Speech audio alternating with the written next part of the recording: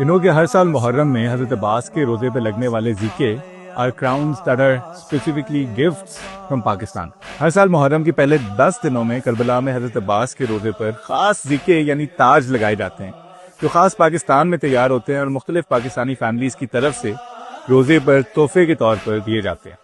ان کراؤنز کو اردو میں زیکا اور پنجابی میں جھیکا کہتے ہیں اور ان کو پہلے زیورات سے تیار کیا جاتا ہے اور ان میں اسپیشل جو بات ہے وہ یہ کہ اس کے اوپر ان نایاب اونچے اڑنے والے پرندوں کے پر لگائے جاتے ہیں جن کو کراچی سے پہلے سورس کیا جاتا ہے پھر لاہور لایا جاتا ہے اور 28 رجب کو اسپیسیفکلی یہ جو زیکے ہیں یہ تیار ہونا شروع کرتے ہیں. اب کچھ پاکستانی فیملیز نے 2011 سے ان زیکوں کو پاکستان سے لے جا کر کربلا میں حضرت عباس کے حرم پہ لگوانا شروع کیا.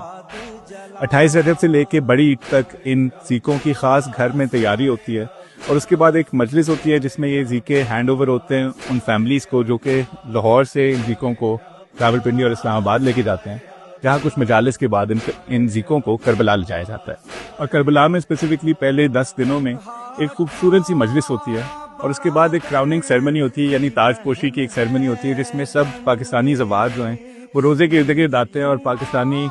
مل کے اردو میں اور پنجابی میں نوحہ پڑھتے ہیں اور یہ زیکے جو ہیں یہ زری پہ لگائے جاتے ہیں. اینڈ جس بادشاہ کی زری پہ یہ زیکے لگ رہے ہیں اس بادشاہ کو نہ تو کسی تاج کی ضرورت ہے نہ کسی زیورات کی لیکن this is a beautiful expression of love from Pakistan specifically کہ کس طریقے سے یہ فیملیز مل کے پاکستانی مل کے